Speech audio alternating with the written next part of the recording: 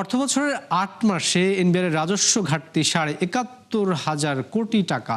এই সময়ে সোয়া ৩ লাখ কোটি টাকা লক্ষ্যমাত্রার বিপরীতে সংস্থাটি আদায় করতে পেরেছে মাত্র ২.৫ লাখ কোটির খানিকটা বেশি। তবে লক্ষ্য পূরণের বাকি ৪ মাসে সংস্থাটিকে আরও আদায় করতে হবে ৩ লাখ কোটি টাকা, যা প্রায় একেবারেই অসম্ভব। আরও জানাচ্ছেন মইনুল হাসান। সরকারের ব্যয় মেটাতে মূল উৎস রাজস্ব, যার বেশিরভাগের যোগান দেয় এনবিআর। যদিও তা আদায়ে বরাবরের মতোই পিছিয়ে সংস্থাটি। অন্তর্বর্তী সরকারের গত ১.৫ বছরে রাজস্ব বাড়াতে নানামুখী উদ্যোগ আর সংস্কার হাতে নিলেও তাতে লাভ হয়নি খুব একটা। রাজনৈতিক পালাবদল আর নির্বাচনের মাস ফেব্রুয়ারিতে তলানিতে ছিল এই আয়। ফলে ঘাটতি রয়ে গেছে ১১,৫০০ কোটি টাকা। ৪২,০০০ কোটি টাকা লক্ষ্যমাত্রার বিপরীতে সংস্থাটি আদায় করতে পেরেছে ৩০,০০০ কোটির কিছু বেশি, যদিও বছর ব্যবধানে বেড়েছে ৮.৫%। তথ্য বলছে ৮ মাসে এনবিআর এর রাজস্ব ঘাটতি দাঁড়িয়েছে ৭,৭১,০০০ কোটি টাকা। এই সময়ে সোয়া ৩ লাখ কোটি টাকা লক্ষ্যের বিপরীতে আদায় হয়েছে ২.৫ লাখ টাকার কিছু বেশি। রাজনৈতিক বাস্তবতায় এমন আদায় বাস্তবসম্মত বলে মত বিশেষজ্ঞদের। তবে ফাঁকি বন্ধে জোরালো পদক্ষেপ চান তারা। যারা এই ফাঁকিবাজ কর দিতে চায় না, তারা বিভিন্ন রকমের তারা কৌশল অবলম্বন করে, তাদের কিছু শাস্তির আওতায় নিয়ে আসতে হবে। তো এটা অত্যন্ত জরুরি। এটা করতে পারলে আমি মনে করি যে এনবিআর এর টার্গেট অনেকটা ফুলফিল হবে। তার সাথে সাথে সেই কর আইনগুলো এবং বিধিগুলো যাতে ব্যবসা বাণিজ্য সহায়ক হয় সেদিকেও নজর দিতে হবে, কারণ ব্যবসা বাণিজ্য বাড়লে কর অটোমেটিক বাড়বে, এটা খেয়াল রাখতে হবে। আর অটোমেশনের কথা একটা বলে, অটোমেশন যে একদম কম হয়েছে এনবিআর এ সেটা কিন্তু বলা যাবে না, কিন্তু সামহাও সেগুলোর পূর্ণ সুফল আমরা পাচ্ছি না। এনবিআর এর তথ্য অনুযায়ী প্রধান ৩ খাতের মধ্যে সবচেয়ে বেশি ৩৩,০০০ কোটি টাকা ঘাটতি আয় ও ভ্রমণ করে। আমদানি রপ্তানি বাণিজ্যের ঘাটতি ১৭,০০০ কোটি টাকা। তবে ২১,০০০ কোটি টাকা ঘাটতি হলেও সবচেয়ে বেশি ৯৭,০০০ কোটি টাকা আদায় হয়েছে মূসক থেকে। বিশেষজ্ঞরা বলছেন, নতুন সরকারের অর্থের যোগান নিশ্চিতে গুরুত্ব দিতে হবে রাজস্ব আয় বাড়াতে। অর্থনীতি যদি কর্মকাণ্ড কম থাকে, প্রবৃদ্ধি কম থাকে, আপনি খুব বেশি রাজস্ব সেখান থেকে আহরণ করতে পারবেন না। সুতরাং সেটাই আমরা প্রতিফলন দেখছি এই ৭০,০০০ কোটি টাকার ঘাটতিতে। আর তার সাথে ধরেন যুক্ত হয়েছে যে রাজনৈতিক পালাবদলের একটা বিষয় ছিল। এই সময় আসলে সরকারের আর্থিক চাপটা আরও বাড়বে। এখন যতটুকু আছে তার চাইতে আসলে চাপটা সামনের যেহেতু বেশি হবে, সুতরাং এই সময়ে আসলে বেশি রাজস্ব প্রয়োজন। তো এই কারণে এনবিআর এর প্রতি দিক নির্দেশনা এবং এনবিআর এর নিজস্ব যে একটা কৌশল, যে তারা কিভাবে আসলে রাজস্ব আদায় করবে, তো সেটা তৈরি করা প্রয়োজন। চলতি অর্থ বছরে এনবিআর এর রাজস্ব আদায়ের লক্ষ্যমাত্রা ৫,৫৪,০০০ কোটি টাকা। লক্ষ্য পূরণে বাকি ৪ মাসে সংস্থাটিকে আদায় করতে হবে ৩ লাখ কোটি টাকা, প্রতি মাসে যা ১.৫ লাখ কোটি করে। মইনুল হাসান, ৭১, ঢাকা। পণ্য হিসেবে টাকার বেচাকেনা দণ্ডনীয় অপরাধ হলেও প্রকাশ্যে চলছে রমরমা বাণিজ্য। ঈদ যত ঘনিয়ে আসছে সেই বাজারও যেন ততটাই চড়ছে। বুধবার ১০ ও ২০ টাকার প্রতিটি বান্ডিলে বাড়তি গুনতে হয়েছে ৭০০ টাকা পর্যন্ত। ফলে অনেকেই কিনতে এসে ফিরেছেন খালি হাতে। অসাধু চক্রের কবলে থাকা এই অবৈধ ব্যবসায়ীদের শাস্তিও চেয়েছেন অনেকে। মইনুল হাসানের আরও একটি প্রতিবেদন। সম্ভবত বাংলাদেশই একমাত্র রাষ্ট্র যেখানে মুদ্রা বেচাকেনা হয় পণ্য হিসেবে। প্রচলিত আইনে এই কাজ দণ্ডনীয় অপরাধ হলেও তা অবাধে চলে আসছে বহু বছর ধরে। ঈদের আগে যা হয়ে ওঠে আরও চাঙ্গা। আর এবছর কেন্দ্রীয় ব্যাংক থেকে বৈধভাবে সরবরাহ না করায় ক্রেতাদেরও নির্ভরতা বেড়েছে খোলা বাজারে। অবশ্য গুলিস্তানের এই টাকার বাজার দেখে বোঝার উপায় নেই যে কোনো সংকট চলছে দেশে। তবু বাড়তি দাম নেওয়া হচ্ছে যে কোনো বছরের চেয়ে। যেমন একটি ১০ ও ২০ টাকার বান্ডিল কিনতে অতিরিক্ত গুনতে হচ্ছে ৭০০ টাকা পর্যন্ত। বাড়তি চাহিদা থাকায় ৫০ টাকার বান্ডিলের জন্য বেশি দিতে হচ্ছে অন্তত ৫০০ টাকা। জানিয়ে ক্ষুব্ধ গ্রাহকরা। ৪০০ টাকা দিয়ে কি ২০০০ টাকা নেওয়া সম্ভব বলেন? তাহলে ব্যাংকে না, এখানে কোথা থেকে আসে? দোকানদারের কাছে টাকা দিতেছে, অথচ পাবলিকের কাছে টাকা দিতেছে না। এগুলা সরকারের দেখার বিষয়, এগুলা সরকার তো দেখতেছে না। নতুন টাকাটা হচ্ছে ছোটদেরকে দিলে ঈদের টাইমে নামাজ পড়ে আসলে ওনারা অনেক খুশি হয়। সবাই এটার প্রতিবাদ না করলে আসলে এই সিন্ডিকেট আসলে ভাঙা সম্ভব না। উৎসবে বিভিন্ন দেশ ব্যাংক ব্যবস্থার মাধ্যমে নতুন নোট বিনিময় করে গ্রাহকদের। প্রতিবেশী নেপাল, ভারত কিংবা পাকিস্তানেও আছে সেই সংস্কৃতি। তবে তা বাড়তি দামে বিক্রির নজির নেই কোনোখানেই। আর বাঙালির আবেগকে পুঁজি করে বাড়তি দামে টাকা বিক্রি করছে একটি চক্র। সামনে ঈদ, এলাকা ছোট ভাই বোন আছে, সবাইকে সালামি দেবো এই আশায় নিচ্ছি। কিন্তু এসে দেখলাম তো না, সামর্থ্য নাই। মানে টাকা দিয়ে টাকা কিনতেছি, কি অদ্ভুত না বিষয়টা। এই যে 20 টাকাটা 600 টাকা চাই বেশি, এটা কোনো কথা? বেটার নিয়ে এসে একটা বান্ডিল নিতে পারতাছি না। যার সাথে জড়িত থাকার অভিযোগ রয়েছে নিয়ন্ত্রক সংস্থার কর্মকর্তা কর্মচারীদের। কোথা থেকে আসছে এসব নতুন টাকা, এমন প্রশ্নে এড়িয়ে যান অনেক বিক্রেতা। তবে কেউ কেউ জানান সরবরাহের পেছনে রয়েছেন খোদ বাংলাদেশ ব্যাংক সংশ্লিষ্টরা। টাকা কি পাকারে পাওয়া যায়? টাকা তো আসে ব্যাংকের থেকে। বেশি নিয়ে না, আমরা কি জোর করতেছি? জোর করে দিতেছি, যেমন কিনা এমন বিক্রি করতেছি। 700 আর হলো 320 1020 টাকা আর ওই দিনকার চিন্তা কর, আজকের কথা কর, আবার কালকে আইবেন আরো বেশি। গুলিস্তানের পাশাপাশি মতিঝিলে বাংলাদেশ ব্যাংকের পাশেও জমজমাট নতুন টাকার ব্যবসা। মইনুল হাসান, ৭১, ঢাকা। শেষ সময়ে এসেও কেনাকাটার ধুম রাজধানীতে। ফুটপাত থেকে শুরু করে দেশি বিদেশি ব্র্যান্ডের দোকান কিংবা শপিং মল, সবখানে ক্রেতাদের বাড়তি চাপ। তবে কঠিন হয়ে পড়েছে বাজেটের মধ্যে পছন্দসই পোশাক কেনা। রাকিব হোসেনের রিপোর্টার ছবি তুলেছেন মিরাজ সুমন। রমজানের শেষ ভাগে এসে সবার ব্যস্ততা এখন ঈদ উদযাপন ঘিরে। তাই তো কেনাকাটার ধুম রাজধানীর প্রতিটি প্রান্তে।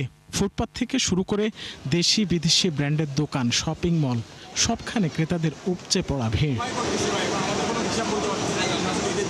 ঈদের আগ মুহূর্তে এসেও ফুটপাতের দোকানে কেনাকাটা চলছে বাজেট মাথায় রেখে। কিন্তু ভিন্ন চিত্র ব্র্যান্ড প্রতিষ্ঠানগুলোতে।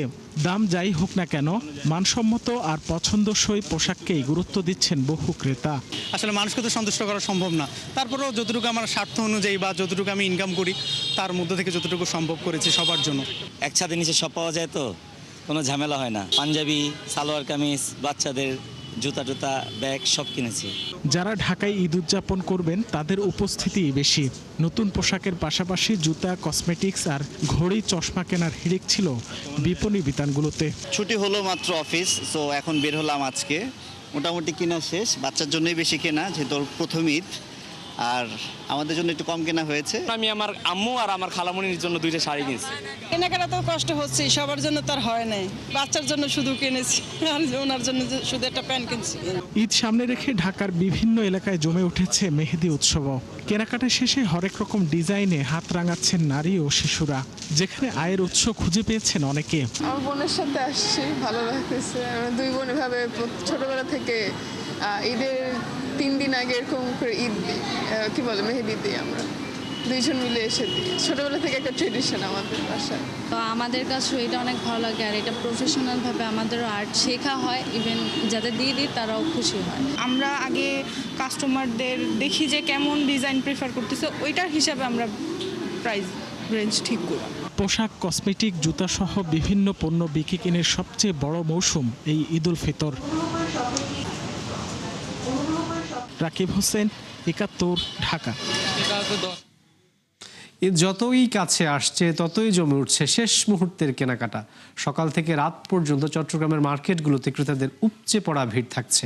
প্রিয়জনদের জন্য কেনাকাটা করতে নানা দোকানে ঘুরছেন ক্রেতারা। বাবুন পালের ক্যামেরায় আরও জানাচ্ছেন সহকর্মী রাজীব বড়ুয়া। ঈদের কেনাকাটায় চট্টগ্রামের বিভিন্ন মার্কেট ও বিপণী বিতানে বাড়ছে ক্রেতাদের ভিড়। পরিবারের সদস্যদের নিয়ে গভীর রাত পর্যন্ত চলছে জমজমাট কেনাকাটা।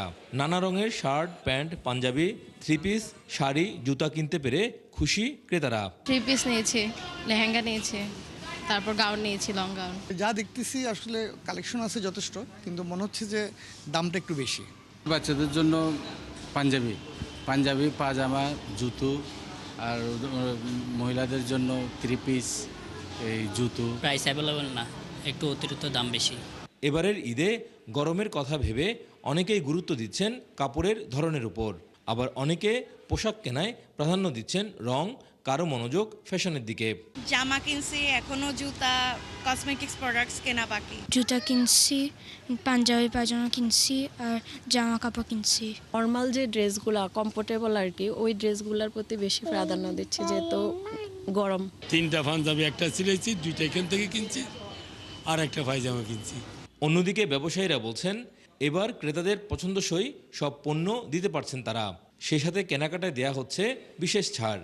সবাই দেখছি মোটামুটি আপনার কটন ফেব্রিকের উপর প্রাধান্য দিচ্ছে। কাস্টমার চাহিদা আমাদের খুবই ভরপুর, আর আমাদের হচ্ছে কি পাঞ্জাবি যে কালেকশনটা খুবই স্পেশাল, এই যে প্রাইসটা খুবই রিজনেবল।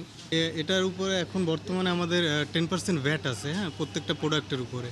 তো ওই ভ্যাটটা আমরা এখন ভ্যাটের অ্যামাউন্ট যেটা ওইটাই আমরা এখন ডিসকাউন্ট হিসেবে দিচ্ছি আর কি। পিঙ্ক, অফ হোয়াইট, তারপর হচ্ছে মেরুন, তারপর হচ্ছে ব্ল্যাক, এগুলোই পছন্দ করতেছে। অল মাস্টারকার্ড এখানে আমরা 10% করে ডিসকাউন্ট রাখছি।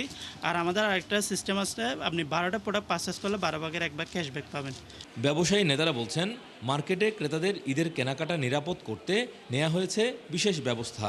নিজস্ব সিকিউরিটি ছাড়াও পুরো এলাকা সিসিটিভির আওতায় আনা হয়েছে। এছাড়া আইনশৃঙ্খলা বাহিনীর টহলও রয়েছে।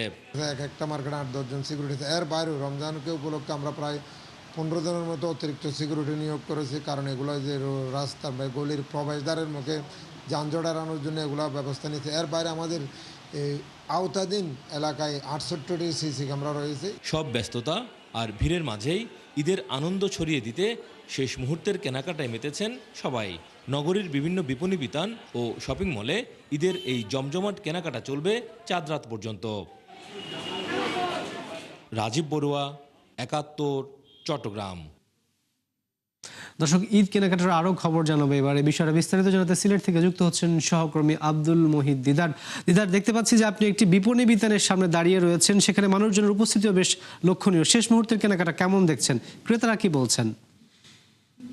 আপনাকে ধন্যবাদ। দীর্ঘ 1 মাস সিয়াম সাধনার পর আসছে ঈদ উল ফিতর। আসলে যাবের ঈদ মানেই আনন্দ, ঈদ মানেই নতুন জামা এবং প্রিয়জনদের সাথে কেনাকাটা। সিলেটে ইতিমধ্যে জমে উঠেছে ঈদের বাজার। ঈদকে সামনে রেখে বর্ণিল সাজে সাজানো হয়েছে নগরীর শপিং মহল ও মার্কেটগুলো। আমি এই মুহূর্তে আছি সিলেটের যে প্রাণ কেন্দ্র জিন্দাবাজারের সিলেট সিটি সেন্টারে। এখানে উপচে পড়া মানুষের ভিড়। সকাল থেকে আমরা দেখতে পাচ্ছি যে সকাল থেকে গভীর রাত পর্যন্ত এখানে ক্রেতারা ভিড় করেন। বিশেষ করে জিন্দাবাজার, কুমারপাড়া, বন্দরবাজার সহ বিভিন্ন এলাকার মার্কেটগুলো গভীর রাত পর্যন্ত এখানে ক্রেতাদের ভিড় দেখা যায়। আর আপনি জানেন যে সিলেট হচ্ছে প্রবাসী অধ্যুষিত এলাকা। বিশেষ করে একটি বিশাল অংশ সিলেটের লন্ডনে অবস্থান করেন এবং আমেরিকাতে আছেন। তারা সবাই তাদের রমজানের প্রথম শুরুতেই দেশে আসেন এবং 10 রমজান থেকেই সিলেটে গুলোর বাজার মার্কেটগুলো ভিড় জমতে থাকে। আমরা একটু কথা বলবো একজন ক্রেতার সাথে।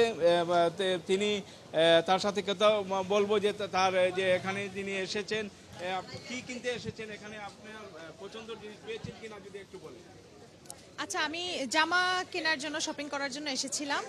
তো এখনো কেনাকাটা হয় নাই, ঈদ যেহেতু আর বেশি বাকি নেই, তো কেনাকাটাটা শেষ করে ফেলতে হবে।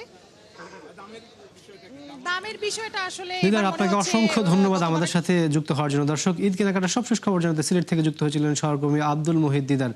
মধ্য ইরান যুদ্ধের প্রভাবে জাপানের রেকর্ড উচ্চতায় পৌঁছেছে পেট্রোলের দাম। সপ্তাহের ব্যবধানে 18% বেড়ে প্রতি লিটার দাঁড়িয়েছে 191 ইয়েনে, যা 1990 সালের পর সবচেয়ে বেশি।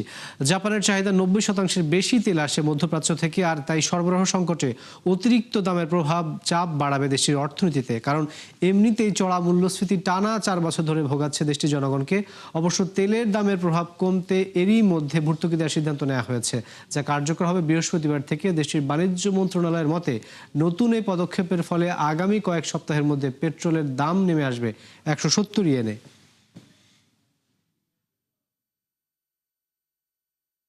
এদিকে মধ্যপ্রাচ্যে যুদ্ধের কারণে ক্ষেপণাস্ত্র সংকটের মুখে পড়েছে ইউক্রেন, এমন তথ্য জানিয়েছেন দেশটির প্রেসিডেন্ট ভলোদিমির জেলেনস্কি। বিবিসিকে দেয়া এক সাক্ষাৎকারে তিনি বলেছেন, যুদ্ধ পরিস্থিতি পুতিনের জন্য লাভজনক, কারণ এতে জ্বালানির দাম বাড়ছে, যা ইউক্রেনের জন্য বড় সমস্যা। এ সময় তিনি আরও জানিয়েছেন যে আমেরিকা প্রতি মাসে 60 থেকে 65টি ক্ষেপণাস্ত্র উৎপাদন করে। সেই হিসেবে বছরে প্রায় 700 থেকে 800টি, কিন্তু মধ্যপ্রাচ্যের যুদ্ধের প্রথম দিনে ব্যবহার করা হয়েছে 803টি ক্ষেপণাস্ত্র। এর ফলে নিজেদের যুদ্ধ সামাল দিতে গিয়ে ইউক্রেনে বাড়তে পারে ক্ষেপণাস্ত্র সংকট। দর্শক, এই ছিল ৭১ বিজনেসের এখনকার আয়োজন। সরাসরি সংবাদ অনুষ্ঠান দেখতে চোখ রাখুন ৭১-এর ফেসবুক পেজ এবং সাবস্ক্রাইব করুন ৭১ ইউটিউব চ্যানেল। থাকুন ৭১-এর সাথেই।